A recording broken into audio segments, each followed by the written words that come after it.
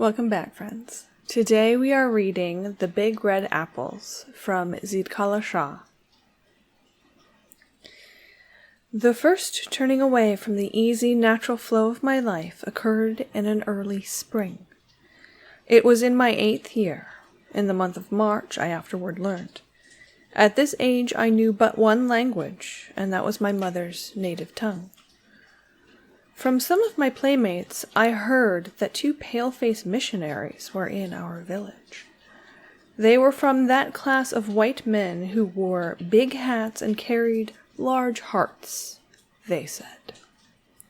Running direct to my mother, I began to question her why these 2 strangers were among us. She told me, after I had teased much, that they had come to take away Indian boys and girls to the east. My mother did not seem to want me to talk about them, but in a day or 2 I gleaned many wonderful stories from my playfellows concerning the strangers. "Mother, my friend Judawin is going home with the missionaries. She is going to a more beautiful country than ours. The palefaces told her so," I said wistfully, wishing in my heart that I too might go. Mother sat in a chair, and I was hanging on her knee. Within the last 2 seasons, my big brother Dawei had returned from a 3 years' education in the East, and his coming back influenced my mother to take a further step from her native way of living. First, it was a change from the buffalo skin to the white man's canvas that covered our wigwam. Now she had given up her wigwam of slender poles to live, a foreigner, in a home of clumsy logs. "Yes, my child, several others besides Judawin are going away with the palefaces. Your brother said the missionaries had inquired about his little sister," she said, watching my face very closely. My heart thumped so hard against my breast I wondered if she could hear it. "Did he tell them to take me, Mother?" I asked, fearing lest Dawei had forbidden the palefaces to see me, and that my hope of going to the Wonderland would be entirely blighted. With a sad, slow smile, she answered, "There. I knew you were wishing to go because Judawin has filled your ears with the white men's lies. Don't believe a word they say. Their words are sweet, but, my child, their deeds are bitter. You will cry for me, but they will not even soothe you. Stay with me, my little one. Your brother Dawei says that in going east, away from your mother, is too hard an experience for his baby sister." Thus my mother discouraged my curiosity about the lands beyond our eastern horizon, for it was not yet an ambition for letters that was stirring me. But on the following day the missionaries did come to our very house. I spied them coming up the footpath leading to our cottage.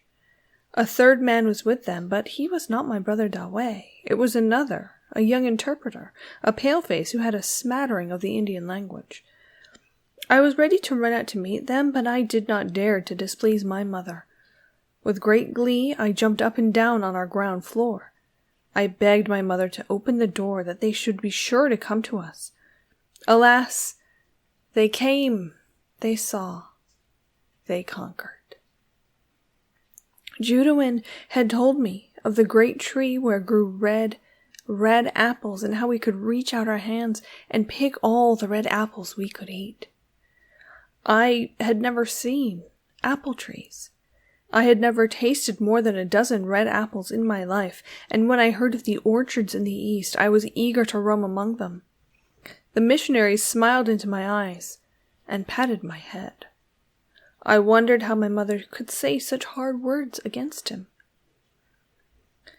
"Mother, ask them if little girls may have all the red apples they want when they go east," I whispered aloud in my excitement. The interpreter heard me and answered, "Yes, little girl, the nice red apples are for those who pick them, and you will have a ride on the iron horse if you go with these good people." I had never seen a train, and he knew it. "Mother, I am going east. I like big red apples, and I want to ride on the iron horse. Mother, say yes," I pleaded. My mother said nothing. The missionaries waited in silence, and my eyes began to blur with tears, though I struggled to choke them back. The corners of my mouth twitched, and my mother saw me. "I am not ready to give you my word," she said to them. "Tomorrow I shall send you my answer by my son." With this, they left us. Alone with my mother, I yielded to my tears and cried aloud, shaking my head so as not to hear what she was saying to me. This was the first time I had ever been so unwilling to give up my own desire that I refused to hearken to my mother's voice. There was a solemn silence in our home that night. Before I went to bed, I begged the Great Spirit to make my mother willing I should go with the missionaries. The next morning came, and my mother called me to her side. "My daughter, do you still persist in wishing to leave your mother?" she asked. "Oh, mother, it is not that I want to leave you, but I want to see the wonderful Eastern land," I answered. My dear old aunt came to our house that morning, and I heard her say, "Let her try it." I hoped that, as usual, my aunt was pleading on my side. My brother Dawei came for mother's decision. I dropped my play and crept close to my aunt. "Yes, Dawei, my daughter, though she does not understand what it all means, is anxious to go. She will need an education when she is grown, for then there will be fewer real Dakotas and many more pale faces. This tearing her away so young from her mother is necessary if I would have her an educated woman. The pale faces who owe us a large debt for stolen lands have begun to pay a tardy justice in offering some education to our children. But I know my daughter must suffer keenly in this experiment. For her sake, I dread to tell you my reply to the missionaries. Go, tell them that they may take my little daughter, and that the Great Spirit shall not fail to reward them according to their hearts." Wrapped in my heavy blanket, I walked with my mother to the carriage that was soon to take us to the Iron Horse. I was happy. I met my playmates, who were also wearing their best thick blankets. We showed one another our new beaded moccasins and the width of the belts that girdled our new dresses. Soon we were being drawn rapidly away by white men's horses. When I saw the lonely figure of my mother vanish in the distance, a sense of regret settled heavily upon me. I felt suddenly weak, as if I might fall limp to the ground. I was in the hands of strangers whom my mother did not fully trust. I no longer felt free to be myself or to voice my own feelings. The tears trickled down my cheeks, and I buried my face in the folds of my blanket. Now the first step, parting me from my mother, was taken, and all my belated tears availed nothing. Having driven 30 miles to the ferry boat, we crossed the Missouri in the evening. Then, riding again a few miles eastward, we stopped before a massive brick building. I looked at it in amazement, and with a vague misgiving, for in our village I had never seen so large a house. Trembling with fear and distrust of the pale faces, my teeth chattering from the chilly ride, I crept noiselessly in my soft moccasins along the narrow hall, keeping very close to the bare wall. I was as frightened and bewildered as the captured young of a wild creature. The end. We're in high def. Please don't say anything if you notice that I happen to have a zit or something.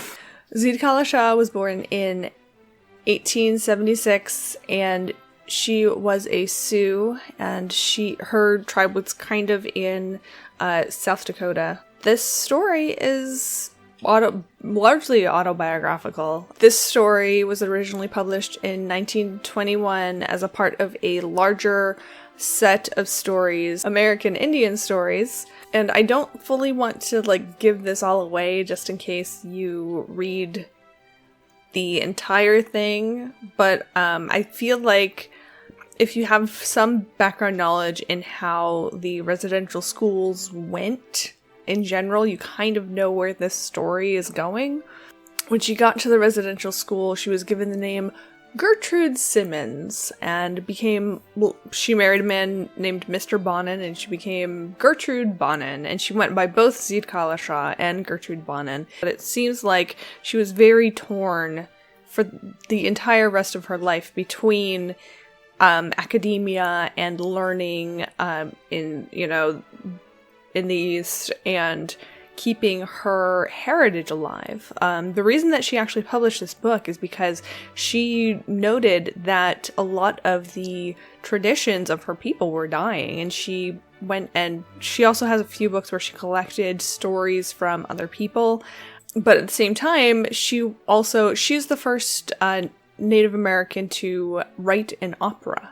She actually went to the New England Conservatory of Music and then wrote an opera, and then became a writer, and she's a really, really fascinating person, to say the least. So the reason I decided to choose this particular story out of the group of them is because I felt like the imagery and the symbolism in particular is just so juicy, like an apple, right? Because you have, on the one hand, there's just the general enticement of being offered, you can have whatever you want, little girl, as long as you come with me. Also, there's that biblical element there too, right? Like the whole notion of being offered knowledge and being enticed with an apple and where that leads you. Much like the biblical apple, it represents, temptation of something that is very forbidden and will change everything forever. And it represents lies too, right? Like both biblically and in the story. They're clearly lying to her if they're telling her that she gets to eat apples every single day. Back in, we don't really think of oh yes, an apple every day, that's such a treat. But I mean, she was born in 1876. That was not a thing that you could do you couldn't just eat an apple every single day. You couldn't have as many apples as you wanted. I mean, also because it would make your stomach hurt. But even her mother tells her, straight up, they are lying to you to try to get you to go. And they will be mean to you. And I wish that you wouldn't, but I understand why you want to go. And it will make your life probably better and easier if I let you go. But I don't want to. And that's so parenting after this little taste of a red apple. I hope that you end up reading the whole thing, and if you do, let me know down in the comments, because it's not super long as far as full books go, and it's very interesting to see the trajectory of her time at the residential school and exactly what they do to her to strip her of her identity as a Sioux, and well, I don't want to spoil it. So I hope you enjoyed the story, and if you do, remember to give it a thumbs up, and I will see you guys next time.